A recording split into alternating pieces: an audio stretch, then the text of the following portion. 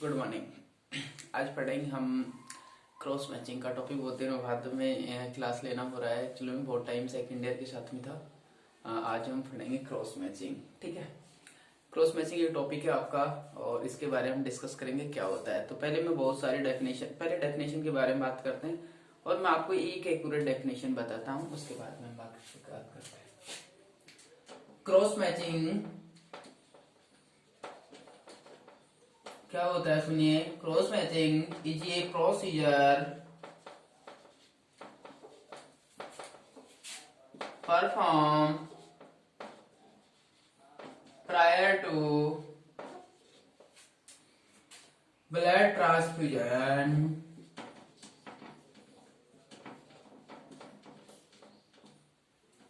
To detect compatibility and incompatibility between donor and receiver blood। सुनिए, देखो accurate परिभाषा है वो आपकी ब्लड क्रॉस मैचिंग की ये है। इसके अलावा मैं आपको बहुत सारी बता सकता हूँ वर्बली जो आप याद रख सकते हैं। ठीक है, सबसे पहले सुनिए क्या क्रॉस मैचिंग का मीन्स जनरल भाषा में क्या होता है कि जनरल भाषा में क्रॉस मैचिंग करते होता है कि ट्रांसफ्यूजन कर रहे हैं, ब्लड का ट्रांसफ्यूजन। ओके, तो डोनर और रिसीवर, डोनर जो ब्लड का डोनेट किया और रिसीवर जो ब्लड को ले रहा है, दोनों का कुछ अमाउंट में ब्लड लेते हैं और दोनों का कुछ अमाउंट ऑफ ब्लड लेके टेस्ट ट्यूब में उनकी क्रॉस मैचिंग करवाते हैं। क्रॉस मैचिंग का मतलब होता है थोड़ा सैंपल तो उससे लेंगे, ब्लड का सैंपल उससे लिया रिसीवर से, थोड़ा डोनर से लिया, दोनों के टेस्ट ट्यूब में लिया और उनमें रिएक्शन किया, उनमें क्रॉस मैचिंग की गई। तो तब क्या देखने को मिला, तब उससे हम ये चेक करते हैं उस क्रॉस मैचिंग से कि क्या ये रिसीवर, क्या ये डोनर आपस में ब्लड को दे सकते हैं या नहीं दे सकते हैं। इसी टेस्ट को कंफर्म करने के लिए, इसी चीज को कंफर्म करने के लिए हम क्रॉस मैचिंग करते हैं। तो सुनिए पहले इधर, cross matching is a procedure, एक प्रोसीजर होता है, टेस्ट करते हैं मतलब परफॉर्म प्रायर टू, परफॉर्म यानी किया जाता है प्रायर यानी पहले, to blood transfusion, blood transfusion से पहले। वापस सुन लीजिए, क्रॉस मैचिंग प्रोसीजर होता है जो ब्लड ट्रांसफ्यूजन से पहले परफॉर्म किया जाता है। प्रायर का मीन्स होता है पहले। टू डिटेक्ट, पता लगाने के लिए, कॉम्पेटिबिलिटी एंड इनकॉम्पेटिबिलिटी, दो टर्म से सुनिए। कॉम्पेटिबिलिटी का मीन्स होता है कि वह डोनर रिसीवर को ब्लड दे सकता है, वह डोनर रिसीवर को ब्लड दे सकता है। दूसरा है वह इनकॉम्पेटिबिलिटी का मीन्स होता है कि वह डोनर रिसीवर को ब्लड नहीं दे सकता है। To detect compatibility and incompatibility between donor and receiver blood, it means यह एक प्रोसीजर होता है जो ब्लड ट्रांसफ्यूजन से पहले परफॉर्म किया जाता है। किसका पता लगाने के लिए कि कौन सा डोनर कौन से रिसीवर को ब्लड दे सकता है और किसी को नहीं दे सकता है, इसका पता लगाने के लिए हम लोग क्रॉस मैचिंग करते हैं। ये इसकी सबसे एक्यूरेट डेफिनेशन है जो आपको आनी चाहिए। कि वापस सुन लीजिए, प्रोसीजर होता है पहले परफॉर्म किया जाता है किससे, ब्लड ट्रांसफ्यूजन से। किसका पता लगाने के लिए कि कौन सा डोनर कौन से रिसीवर को ब्लड दे सकता है या नहीं दे सकता है। ओके, और इससे सिंपली डेफिनेशन की हम बात करें तो इधर देखिएगा बेटा, cross matching is antigen and antibody reaction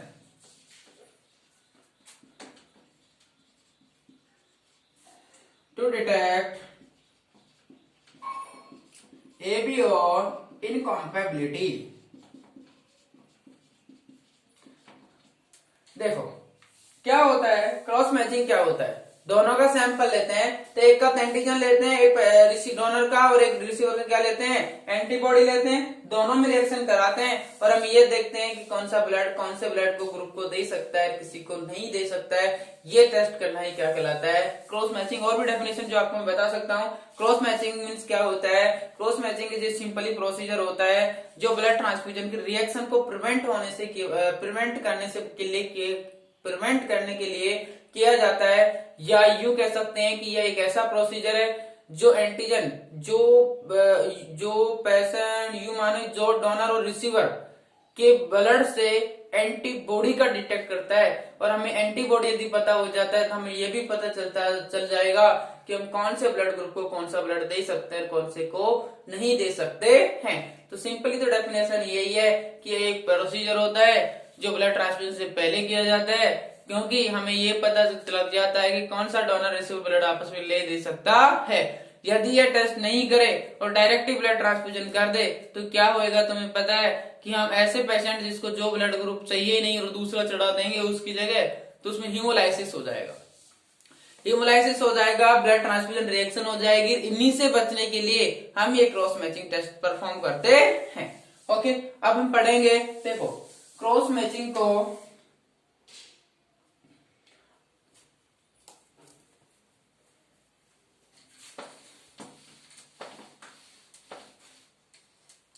अब पढ़ेंगे टाइप्स। ध्यान रखें, क्रॉस मैचिंग को कॉम्पैटिबिलिटी टेस्ट भी कहते हैं। कॉम्पैटिबिलिटी मीन्स वही होता है कि कौन सा ब्लड ट्रांसफ्यूजन किस किस को दे सकता है, ये उसी क्रॉस मैचिंग को भी कहते हैं, कॉम्पैटिबिलिटी टेस्ट भी कहते हैं। अब पढ़ेंगे हम टाइप्स। मुख्य रूप से क्रॉस मैचिंग दो प्रकार की जाती है, पहला मेजर और दूसरा माइनर। पहला major cross matching, second minor type cross matching. Major type cross matching क्या होती है और माइनर टाइप क्रॉस, मेजर का मीन्स होता है तो सबसे ज्यादा परफॉर्म की जाती है, एक स्टैंडर्ड लेवल पे परफॉर्म की जाती है, सभी लोग मेजर को परफॉर्म करते हैं। माइनर मीन्स बहुत ही कम मात्रा में परफॉर्म किया जाता है, that is minor cross matching. ठीक है, तो फर्स्ट पढ़ेंगे मेजर क्रॉस मैचिंग के बारे में। ओके, फर्स्ट है आपका major cross matching.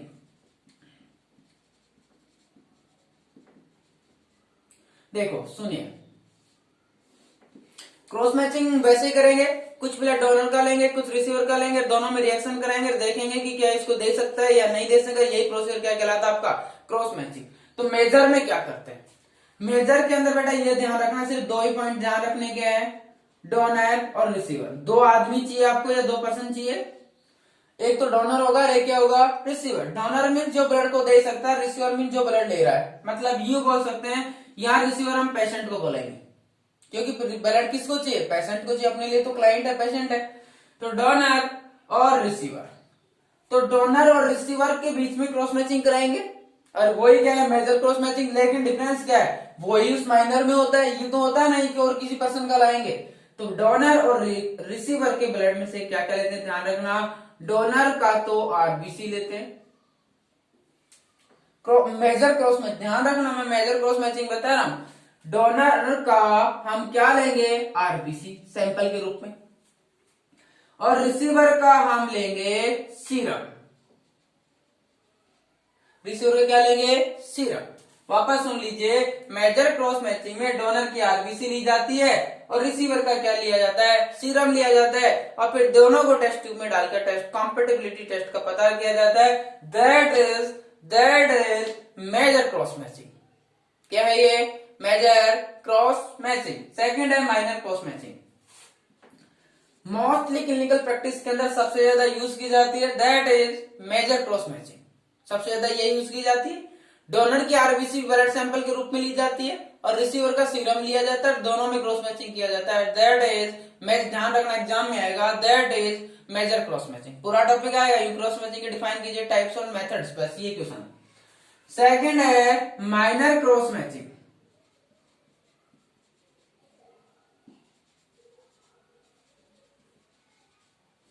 Same to same उल्टा, यहां हम डोनर का क्या ले रहे थे, आरबीसी, तो यहां डोनर का हम लेंगे अब सीरम, और रिसीवर यानी बोले तो पेशेंट, और पेशेंट का क्या लेंगे, आरबीसी, और दोनों को लेकर के क्रॉस मैचिंग अभी हम करना सीखेंगे, वैसे टेस्ट करेंगे। That is minor cross matching. बहुत ही कम मात्रा में, बहुत ही कम स्टैंडर्ड पर, बहुत ही कम मात्रा में यूज की जाती है, that is minor cross matching. ठीक है, अब इसके बाद में पढ़ेंगे हम लोग मेथड ऑफ क्रॉस मैचिंग, कि कैसे कैसे परफॉर्म करने के कौन कौन से टेक्निक है, कौन कौन से मेथड है। ये तो टाइप्स थे, अब हम पढ़ रहे हैं method and techniques of cross matching, कैसे कैसे करते हैं। ओके, यहां तक यदि किसी को प्रॉब्लम है तो चले, या यहीं रुक जाए, या और आगे चले। ठीक है, तो हम आगे चलते हैं, आप पढ़ेंगे टेक्निक ऑफ क्रॉस मैचिंग। ये तो टाइप थे बेटा, मेजर और माइनर, कुछ भी नहीं था, ये दोनों में टेस्टिंग ग्रुप के सैंपल है, कैसे कैसे लिए जाते हैं। अब बढ़ेंगे हम लोग टेक्निक्स एंड मेथड।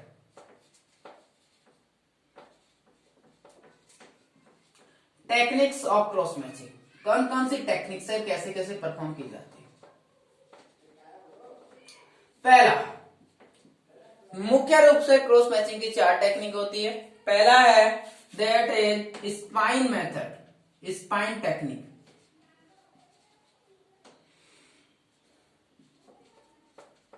सेकंड है, मैं आपको पूरा नाम नहीं ले पा रहा लेकिन शॉर्टली बता रहा हूं। अच्छा, सेकंड है आपका इनडायरेक्ट एंटी ग्लोबुलिन टेक्निक या टेस्ट। थर्ड है आपका एल्ब्यूमिन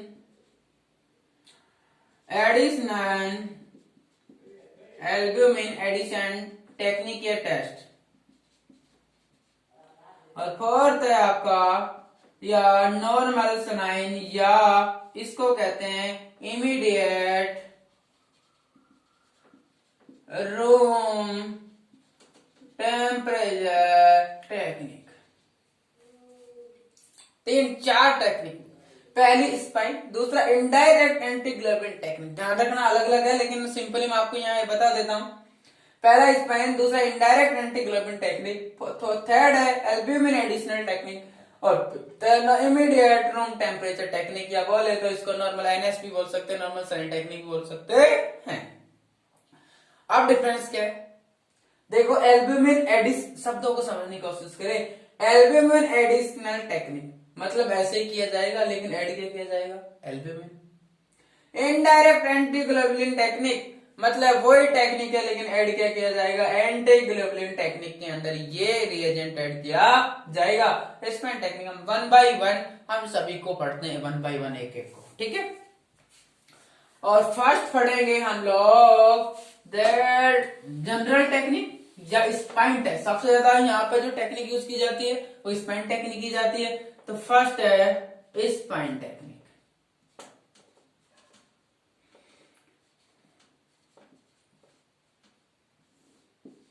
ओके, राइट। क्या करेंगे स्पाइन टेक्निक के अंदर, सुनो भाई। रिक्वायरमेंट तो आपको वही चाहिए जनरल, कोई स्पेशल रिक्वायरमेंट तो यहाँ है नहीं कि टेस्ट परफॉर्म करने के लिए हमें ये आर्टिकल चाहिए, ये रिएजेंट चाहिए। ऐसे सिंपली रिएजेंट है जो चाहिए तो साथ साथ में उसी के साथ साथ पढ़ते चलिए। देखो, सबसे पहले हम टेस्ट ट्यूब लेंगे। ओके, बिना टेस्ट ट्यूब लेते कुछ होगा, हमारा काम ही है ये। सबसे पहले टेस्ट ट्यूब लेने के बाद में हम उस पर क्या करेंगे, put 1 drop of donor RBC, 1 drop, सुनो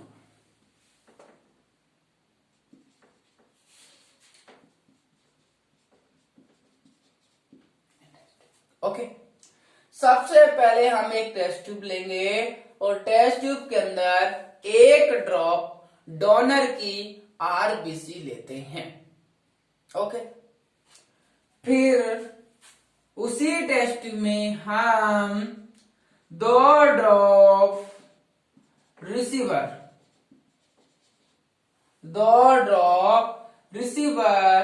का सीरम ऐड करते हैं।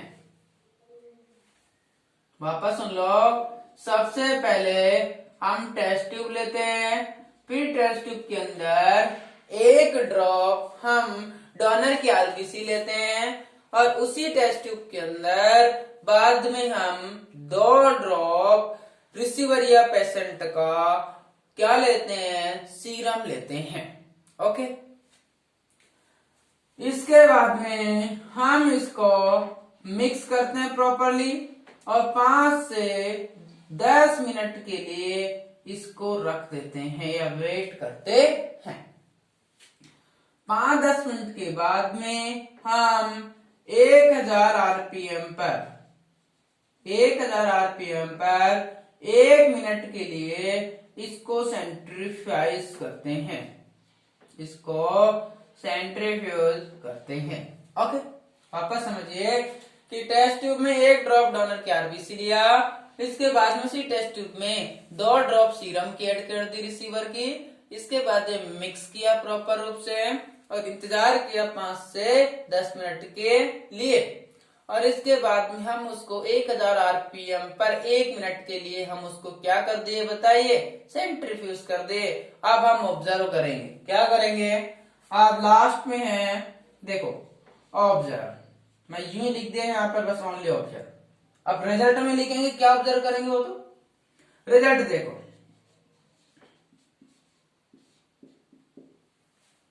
भाई बात ऐसी है बेटा, देखो आरबीसी है, एंटीजन होगा, देख एंटीजन कहाँ होता है, आरबीसी की सतह पर एंटीजन होगा, सीरम में क्या पाया जाएगा, एंटीबॉडी। तो एंटीजन और एंटीबॉडी दोनों आ गए, दोनों रिएक्शन करेंगे। रिएक्शन देखो, सुनिए इधर, हाँ इधर देखो, ये टेस्ट ट्यूब है, आरबीसी ली, फिर क्या लिया आपने इसमें, सीरम लिया, कैसे, ये तो डोनर का और ये रिसीवर का, दोनों किसी में डाल दिया, सेंट्रीफ्यूज कर दिया, तो तुम्हें पता है इसके अंदर तो एंटीजन होता है, क्या होता है, एंटीजन, और इसके अंदर क्या होता है, एंटीबॉडी होता है। दोनों आपस में रिएक्शन करेंगे, और रिएक्शन करेंगे तो या तो रिएक्शन कर लेंगे या नहीं करेंगे। यदि रिएक्शन कर लिए, ध्यान से सुनिए, यदि एंटीजन एंटीबॉडी ने रिएक्शन कर लिया तो एंटीजन और एंटीबॉडी के मध्य होने वाले रिएक्शन को हम एग्लूटिनेशन कहते हैं। मैंने आपको पहले भी ये टर्म्स बताई है कि एग्लूटिनेशन का मीन्स क्या होता है। यदि रिएक्शन कर लिए तो उस कंडीशन को एग्लूटिनेशन कहेंगे, और नहीं करा, नहीं कोई रिएक्शन नहीं हुई तो उस कंडीशन में ये एग्लूटिनेशन नहीं बनेगा। मतलब ये होता है एंटीजन एंटीबॉडी रिएक्शन करते हैं तो क्लम्प बन जाएगा, और नहीं करते तो क्लम्प नहीं बनेगा। देखो इधर, तो आपके पास में सुनिए 2 कंडीशन हुई रिजल्ट में, एक तो एग्लूटिनेशन बन सकता है और दूसरा नहीं बन सकता है। तो पहला एग्लूटिनेशन प्रेजेंट, मान लीजिए टेस्ट ट्यूब में क्लम्प बन गया, एग्लूटिनेशन क्या हो गया, बन गया, प्रेजेंट, तो उसका अर्थ क्या हुआ, तुम्हें बताइए कि यदि एग्लूटिनेशन बन गया तो रिएक्शन हो गई, भारी रिएक्शन हो गई तो पेशेंट के आपस में ब्लड ट्रांसफ्यूजन करेंगे तो अंदर भी रिएक्शन होगी, और रिएक्शन तो हमें करवानी नहीं है, हमें तो रिएक्शन से बचने के लिए तो टेस्ट कर रहे हैं। तो अब इस कंडीशन में यदि एग्लूटिनेशन प्रेजेंट है, क्लम्प प्रेजेंट है, एंटीजन एंटीबॉडी रिएक्शन कर रहे हैं, तो इस ब्लड को आपस में नहीं चढ़ा सकते हैं। तो यह इनकॉम्पेटिबिलिटी है। ये क्या प्रदर्शित कर रहा है, यह प्रदर्शित कर रहा है कि वह यदि रिएक्शन हो गया, एग्लूटिनेशन हो गया, तो उस ब्लड को डोनर और रिसीवर के मध्य ट्रांसफ्यूजन नहीं करेंगे, नहीं करेंगे, नहीं करेंगे, क्योंकि कि बाहरी रिएक्शन हो रही है तो अंदर भी रिएक्शन होगी और हीमोलाइसिस होएगा, पेशेंट के बहुत सारे एडवर्स रिएक्शन हो सकती है। तो यदि एग्लूटिनेशन होता है तो इनकॉम्पेटिबिलिटी है कि वो ब्लड को नहीं दे सकता है, और यदि एग्लूटिनेशन एब्सेंट है, क्या है, मान लीजिए एब्सेंट है, तो अब क्या है, बाहर कोई रिएक्शन नहीं हुई दोनों में, यदि दोनों में कुछ रिएक्शन नहीं हुई तो एग्लूटिनेशन नहीं हुआ तो पेशेंट आपस में ब्लड का ट्रांसफ्यूजन कर सकते हैं। तो यदि कर सकते हैं तो उस कंडीशन को बोलते हैं क्या, कॉम्पैटिबिलिटी, क्या बोलते हैं, कॉम्पैटिबिलिटी। ओके राइट, ये आपका मैथ टेक्निक था जिसका नाम था स्पाइन टेक्निक, जो मोस्टली सबसे ज्यादा परफॉर्म किया जाता है। ओके, समझ में आ गया होगा मेरे हिसाब से। आगे चलते हैं आप,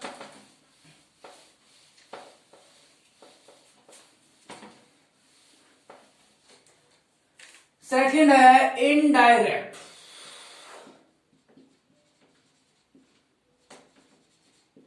indirect anti globulin technique, anti globulin technique. देखो भाई, आपको कंफ्यूजन होने की जरूरत नहीं है, ध्यान रखना, सीरम के हमेशा 2 ड्रॉप लेते हैं क्योंकि उसके अंदर एंटीबॉडी होता है, और एंटीजन हमेशा 1 ड्रॉप लेते हैं क्योंकि ध्यान रखना एंटीबॉडी और एंटीजन का रेशियो 2:1 होता है। देखो वही है, सेम टू सेम होगा, लेकिन कुछ एक प्रोसेस और ऐड हो जाएगी, वो देखिए। ये सेकंड टेक्निक है इनडायरेक्ट एंटीग्लोबुलिन टेक्निक। क्या करते हैं, सबसे पहले हम पेशेंट हमारे पास में रिसीवर है, देखो सबसे पहले टेस्ट ट्यूब लेंगे और टेस्ट ट्यूब लेने के बाद में हम उस टेस्ट ट्यूब के अंदर क्या करेंगे, सबसे पहले 2 ड्रॉप रिसीवर, और रिसीवर का क्या लेते हैं हमेशा, सीरम लेंगे, क्योंकि मेजर में सीरम ही लेते हैं। रिसीवर की 2 ड्रॉप सीरम की ऐड करेंगे, लेंगे किसके अंदर, सबसे पहले टेस्ट ट्यूब के अंदर। ओके, अब क्या ऐड करेंगे बताओ, ऐड करेंगे क्या, 1 ड्रॉप किसकी, आरबीसी की, किसकी, डोनर आरबीसी। दोनों बात एक हो गया। सबसे जिसको पहले ले लो उसको बाद में लो, उससे कोई डिफरेंस नहीं है, you not confusion about this कि इसके बारे में कोई नहीं, कौन सा पहले ले रहे हैं, कोई बात नहीं। आप सबसे पहले टेस्ट ट्यूब के अंदर 2 ड्रॉप या डोनर की आरबीसी ले ले, 1 ड्रॉप डोनर की आरबीसी ले ले, या 2 ड्रॉप रिसीवर का सीरम ले ले, लेना उन्हीं को ही है। तो सबसे पहले टेस्ट ट्यूब लेंगे, उसके अंदर 2 ड्रॉप रिसीवर का सीरम लेंगे, और उसके अंदर ऐड करेंगे 1 ड्रॉप किसका, आरबीसी का, किसका, आरबीसी का। और ऐसा करने के बाद में हम इसको क्या करेंगे बताओ, हम इसको अब इंक्यूबेट करेंगे, इंक्यूबेट यानी इंतजार करेंगे, रख देंगे कितने डिग्री सेल्सियस पर, दैट इज बॉडी टेम्परेचर पर, किस पर, बॉडी टेम्परेचर पर इसको रख देंगे। और रखने के बाद में टाइम भी होगा रखने का, तो 1 घंटे तक इसको बॉडी टेम्परेचर पर रखते हैं। कितने टाइम तक रखते हैं, 1 घंटे तक हम इसको बॉडी टेम्परेचर पर रखते हैं। और इसके बाद में तुम्हें पता है क्या करेंगे, मैंने कहा था अभी थोड़ी देर पहले कि एंटीग्लोबुलिन में एंटीग्लोबुलिन ऐड करेंगे, कहा था ना। तो हम क्या करेंगे, 2 drop antiglobulin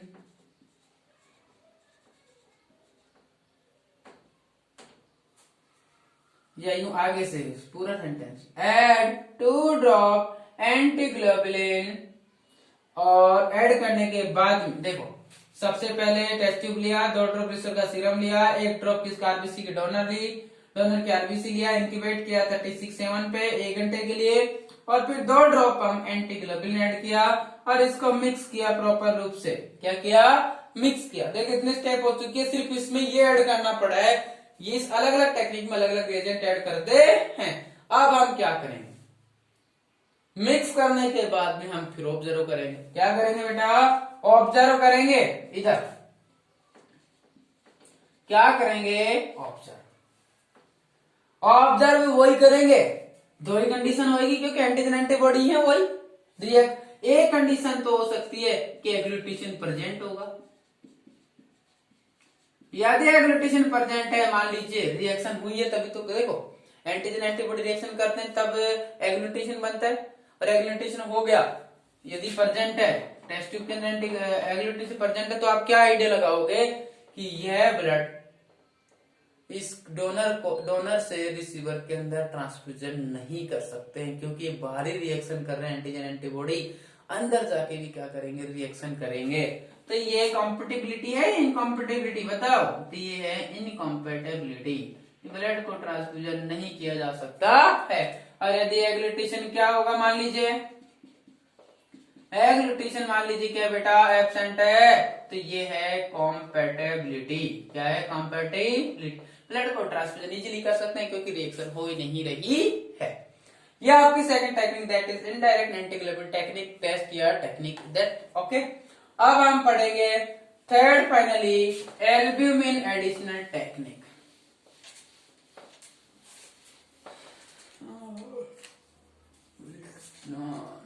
third albumin addition technique.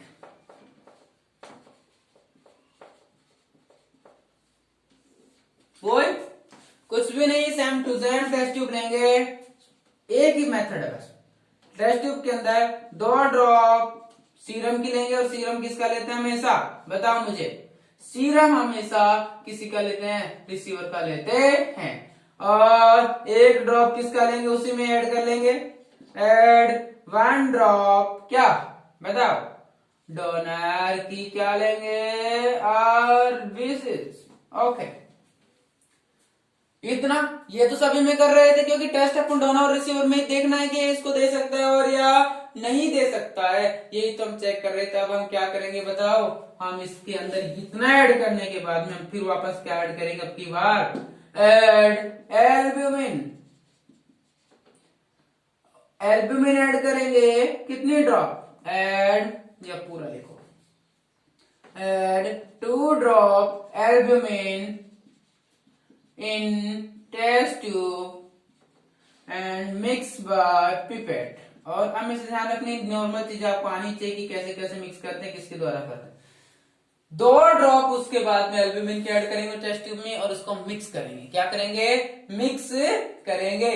और आप क्या करेंगे बताओ, और इसको इनक्यूबेट करेंगे। क्या करेंगे, इनक्यूबेट कितने पर, 37 पर, कितने घंटे के लिए, 1 घंटे के लिए।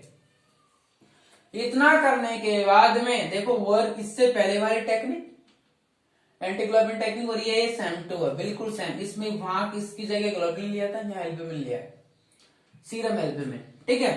अब हम क्या करेंगे, इसमें टेक्निक थोड़ा, हम अब इसको 3 बार NS के द्वारा वाश करेंगे। वाश द टेस्ट ट्यूब को वाश करेंगे किसके द्वारा, NS के द्वारा। और कितनी बार, 3 बार। 3 time wash the test tube with NS के साथ उसको वाश करेंगे। और उसके बाद में हम क्या करेंगे, हम इसमें ऑलरेडी कंप्लीट है, अब हम इसके अंदर क्या करेंगे, इसको हम ऑब्जर्व करेंगे। क्या करेंगे, ऑब्जर्व करेंगे, या यूं भी कर सकते। देखो मेनली स्टेप तो यही होती है, लेकिन यह एक मोस्ट कंफर्मेटिव टेस्ट है। यदि किसी पेशेंट में माइनर भी प्रॉब्लम हो सकती है तो सबसे ज्यादा ये टेस्ट। तो या तो इसको यहां तक सीमित रख देते हैं, यहां तक सीमित नहीं करते हैं तो आप इसको थोड़ा और आगे बढ़ाना चाहते हैं तो इसके अंदर आगे भी बढ़ा सकते हैं। देखो यहां तक तो याद होता है तो अच्छी बात, और आगे चले तो स्पेशली देखो क्योंकि कंफर्मेटिव टेस्ट है तो हम इसके अंदर 2 ड्रॉप कुंभ टेस्ट की भी ऐड करते हैं, कुंभ रिएजेंट्स की, किसकी, कुंभ रिएजेंट की भी ऐड करते हैं। और उसके बाद में फिर हम ऑब्जर्व करते हैं लास्ट में।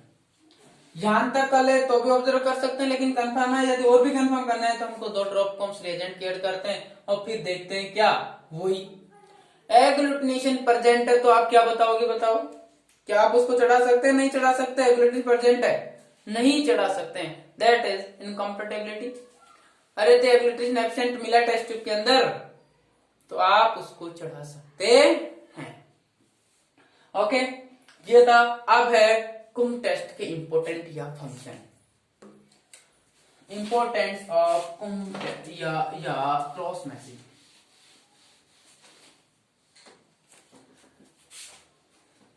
या यूं भी बोल सकते हैं फंक्शंस या इंपोर्टेंट ऑफ क्रॉस मैचिंग।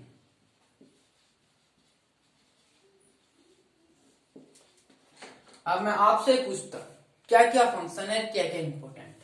पहला मैं बोलता हूं ब्लड ट्रांसफ्यूजन के दौरान होने वाली जितनी भी रिएक्शन है उनसे बचने के लिए हम कुंभ टेस्ट परफॉर्म करना चाहिए।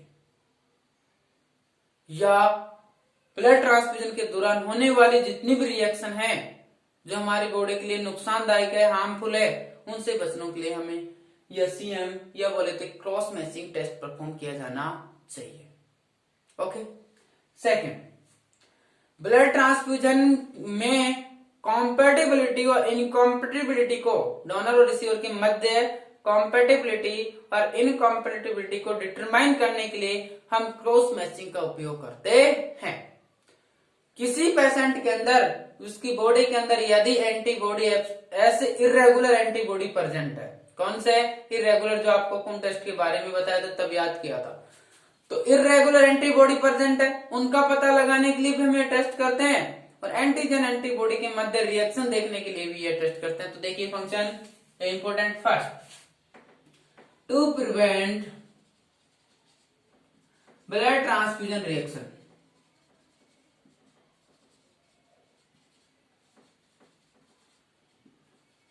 ब्लड ट्रांसफ्यूजन से रिएक्शन से बचने के लिए हम क्रॉस मैचिंग टेस्ट का उपयोग करते हैं। सेकंड है क्या कि कॉम्पेटिबिलिटी, पूरा लिखिए, to determine compatibility and incompatibility,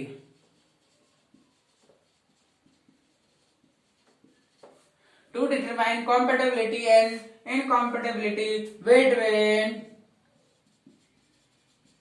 donor and receiver। Donor व रिसीवर के मध्य कॉम्पेटिबिलिटी और इनकॉम्पेटिबिलिटी का पता लगाने के लिए, डिटर्मिनेशन करने के लिए हम क्रॉस मैचिंग टेस्ट का उपयोग करते हैं। यही तो सबसे ज्यादा इंपॉर्टेंट है जो ब्लड ट्रांसफ्यूजन में हम करते हैं, क्योंकि हम पता लगाते हैं कि कौन सा ब्लड कौन से को दे सकता है, कौन से को नहीं दे सकता है, और इसी के लिए क्रॉस मैचिंग का उपयोग किया जाता है। थर्ड है to determine antibody present in serum, present in receiver serum, ये पूरा लिखे तो हम एंटीबॉडी का भी पता लगा सकते हैं जो कि किसके अंदर थी, रिसीवर के सीरम के अंदर प्रेजेंट है, उसका पता लगाने के लिए हम क्रॉस मैचिंग का उपयोग कर सकते हैं। और last finally you to detect, पता लगाने के लिए टू डिटेक्ट इर्रेगुलर, देखो इसको यू भी बोल सकते हैं, इर्रेगुलर आइसो बोल सकते हैं या फिर ऑटो बोल सकते हैं, ध्यान रखना तीनों टर्म से एक ही है, इर्रेगुलर, आइस और ऑटो। एंटीबॉडीज का पता लगाने के लिए भी हम इस क्रॉस मैचिंग का उपयोग करते हैं। तो ये थे क्रॉस मैचिंग के उपयोग। सीधी सी बात है, सिंपल सी बात है कि क्रॉस मैचिंग ब्लड ट्रांसफ्यूजन करने से पहले परफॉर्म किया जाता है। क्यों करते हैं? हम पता लगाने के लिए करते हैं कि कौन सा आदमी कौन से को ब्लड दे सकता है, कौन सा डोनर कौन कौन से रिसीवर को ब्लड दे सकता है या नहीं दे सकता है। क्यों करते हैं? क्योंकि बाद में उसको कोई ब्लड ट्रांसफ्यूजन से कोई परेशानी नहीं हो, इससे बचने के लिए हम क्रॉस मैचिंग करते हैं। Okay, thank you. पोटेंशियली इसके साथ टॉपिक कंप्लीट होता है। नेक्स्ट टॉपिक पढ़ेंगे हम ब्लड ट्रांसफ्यूजन। ठीक है, ओके, थैंक यू।